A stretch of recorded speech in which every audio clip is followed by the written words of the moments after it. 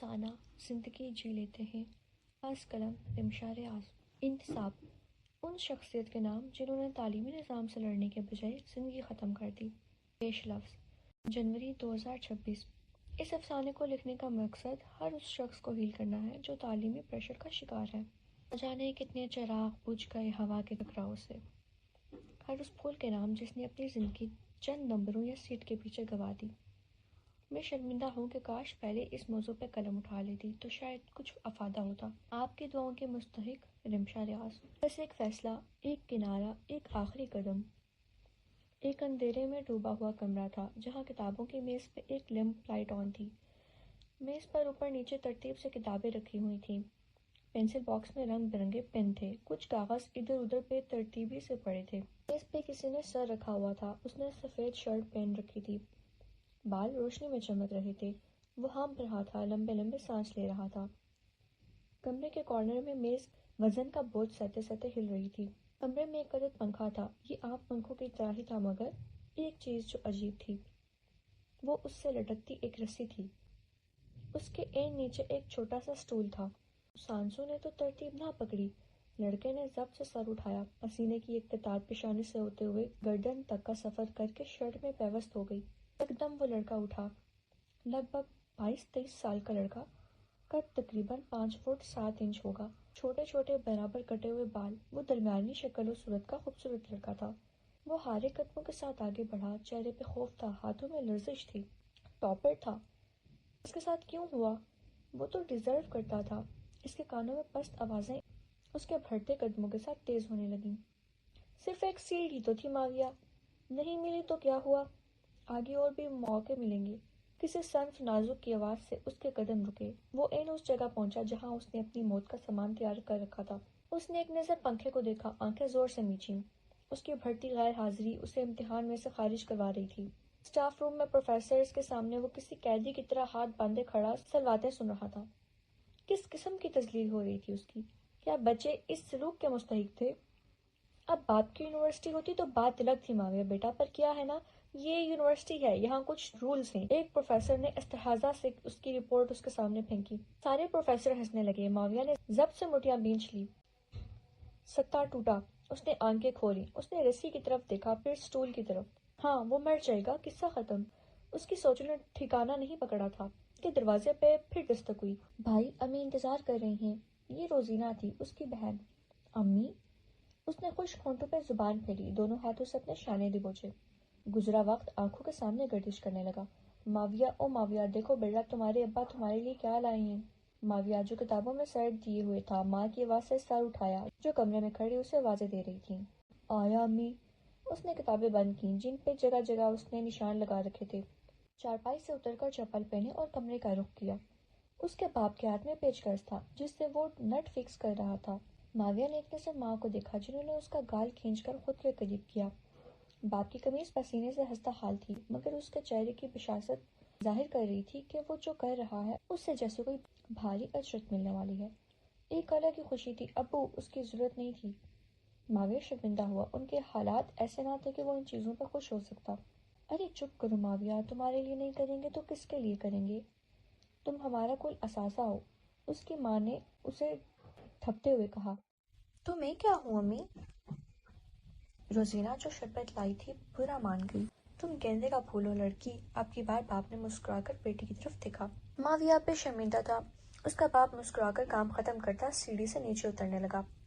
اتر کر ماویہ کو اشارہ کیا۔ اشارہ دیکھتے ہی اس نے سوئچ بورڈ کی طرف ہاتھ بڑھایا اور پنکھا اپنی سپیڈ میں گھومنے لگا۔ اس کے ماں اور باپ کے چہرے کی خوشی بجا تھی، مگر ایک احساس ذمہ داری تھا جو ماویہ کو کہیں نہ کہیں دباؤ میں مبتلا کر رہا تھا۔ اس نے پھیکا سا مسکرا کر باپ کے گلے لگ کر شکریہ ادا کیا۔ ایک نظر ماں اور باپ دونوں پہ ڈالی جو خوش تھے۔ روزینہ بھائی کے شانے سے لگی چہک رہی تھی۔ چلو بھائی، اب تم پڑھائی کرو اور آپ ذرا کھانا لگا دیں، بھوک لگی ہے۔ وہ بیگم کو مسکرا کر کہتے کمرے سے باہر نکلنے لگے۔ ہاں ہاں چلیں۔ وہ آگے ہوئی۔ بشارت صاحب پلٹے اور ماویہ کے سامنے آ کھڑے ہوئے۔ من لگا کر پڑھنا۔ نہ جانے کیا آس تھی ان کی آنکھوں میں۔ ماویہ کے گلے سے تھوکا گولا بمشکل اترا۔ جی ابو۔ اس نے سر کو خم دیا۔ Muawiya with A+ grade. Stage پہ اس کا نام پکارا جا رہا تھا۔ اسے حسرت سے دیکھا جا رہا تھا۔ وہ طلبہ و طالبات سے ہو کر گزرتا اسٹیج پر گیا۔ ہال تالیوں سے گونج رہا تھا۔ اسٹیج پہ وہ ایک قطار میں کھڑا ہو گیا جہاں باقی بچے تھے۔ ہال کھچا کھچ بھرا ہوا تھا۔ لائٹس آن تھیں۔ کیمرہ مین اپنی ڈیوٹی پہ مامور تھا۔ ماویہ نے اپنے جوتوں کے سم دیکھا، نوک پھٹی ہوئی تھی مگر چمک رہے تھے۔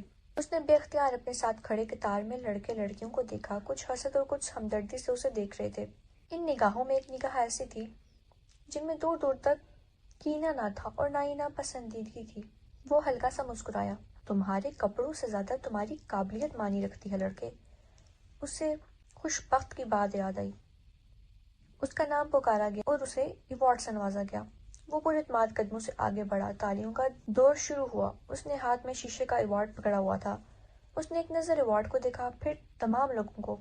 رکشا ڈرائیور کا بیٹا ہے، کافی محنتی ہے۔ کچھ جملے اس نے اسٹیج پہ کھڑے لوگوں کے منہ سے سنے۔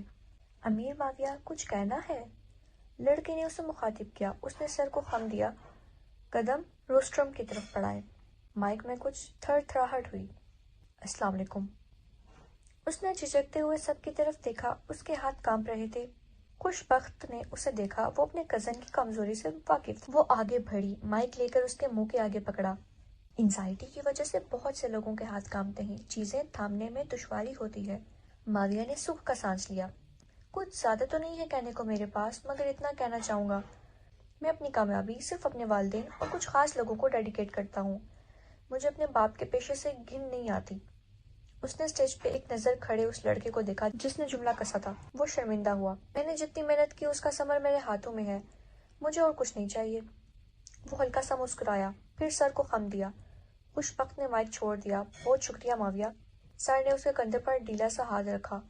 وہ پھیکا سا مسکرا کے داد وصول کرنے لگا۔ پھر وہ اسٹیج سے اترے اور وہیں قطار میں آ کھڑے ہوئے۔ خوش بخت لڑکیوں کی قطار میں کھڑی تھی۔ وہ نظر بچا کر اسے دیکھ رہی تھی، جبکہ ماویہ کا چہرہ سرد سما پیش کر رہا تھا۔ کوئی کسی کے پیشے کا مذاق کیوں اڑانا پسند کرتا ہے؟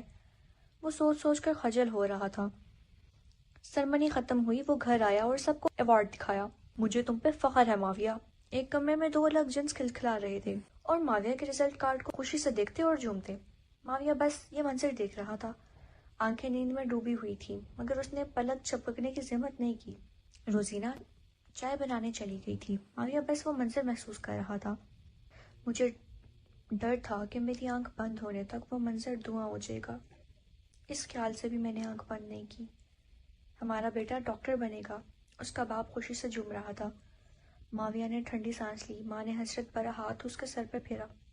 جانتے ہو ماویہ، تمہارے ابا کبھی نہیں پڑھے، مگر انہیں شوق تھا کہ ان کا بیٹا کچھ بن جائے۔ اس کی ماں اشتیاق سے اسے بتا رہی تھی۔ چٹائی پہ تینوں بیٹھے ہوئے تھے۔ جب روزینہ چائے لے آئی، سامنے میز پہ چھوٹی سی ٹی وی رکھی ہوئی تھی جس پہ کوئی ڈرامہ لگا ہوا تھا۔ صوفے کی پشت سے وہ ٹیک لگا کر وہ چاروں بیٹھے تھے۔ ماویہ اور روزینہ اب درمیان میں تھے۔ دونوں والدین نے بھاری بھاری لاڑ سے ان کے کندھوں پہ سر رکھے۔ تب پہلی بار ماویہ کو محسوس ہوا توقعات کے بوجھ سے بھاری شاید ہی کوئی بوجھ ہو۔ اس نے ٹھنڈی سانس اندر کو کھینچی۔ آپ کی دعائیں چاہیے امی ابو۔ فقط اتنا کہا۔ ماں نے مسکرا کر اس کے چہرے کے سمت دیکھا۔ کتنا دلکش چہرہ تھا۔ وہ مسکرائیں۔ ہر پل تمہارے ساتھ ہیں ہم، باپ نے کہا تو ماویہ کے گلے میں پھندا سا اٹکا۔ ابو، خدا نہ خواستہ اگر میں ڈاکٹر نہ بن سکا۔ ماویہ نے ٹوٹتے لہجے کا سہارا لے کر بات کی۔ ماں ایک دم جیسے بوکھلا گئی۔ دونوں کے چہروں کی خوشی مدھم ہوئی۔ اللہ بہتر کرے گا ماویہ، باپ نے بات سنبھالتے ہوئے کہا۔ اچھا مجھے کام ہے، تم ماں بیٹا باتیں کرو۔ وہ کہہ کر اٹھ گئے۔ ماویہ نے انہیں جاتے ہوئے دیکھا۔ میں بھی نماز پڑھ لوں ماویہ، تم جلدی سونا ہاں؟ وہ اس کی تھوڑی چھو کر بولی۔ ماویہ نے بس سر ہلایا۔ اب صرف روزینہ اور ماویہ تھے۔ کوئی بات پریشان کر رہی ہے بھائی؟ وہ اداسی سے بولی۔ باتیں کہاں پریشان کرتی ہیں روزی، انکہی توقعات پریشان کرتی ہیں، وہ وجد کی حالت میں بولا۔ ہر کام میں اللہ کی حکمت ہوتی ہے، پریشان نہ ہو۔ وہ اس کا حوصلہ بڑھانے لگی۔ ماویہ کو احساس ہوا تھا بہنوں سے بڑھ کر نعمت کیا ہوگی۔ روزینہ چلی گئی تھی۔ ٹی وی اب بھی آن تھا۔ کچھ دیر بعد اس نے ٹی وی بند کر کے کھڑکی سے پردہ ہٹایا، آہستہ سے کنڈی کھولی۔ قسمت میں ہوئی تو مل جائے گی نوکری، اسے پریشان نہ کریں۔ اس کی ماں کہہ رہی تھی۔ میں بھی یہی چاہتا ہوں کہ اس کو نوکری ملے، میں اس پہ بوجھ نہیں ڈال رہا، مگر ہر باپ کی خواہش ہوتی ہے اس کی کمائی صحیح جگہ خرچ ہو۔ ماویہ نے پردہ ویسے ہی چھوڑا اور ڈھیلے قدموں سے واپس آیا۔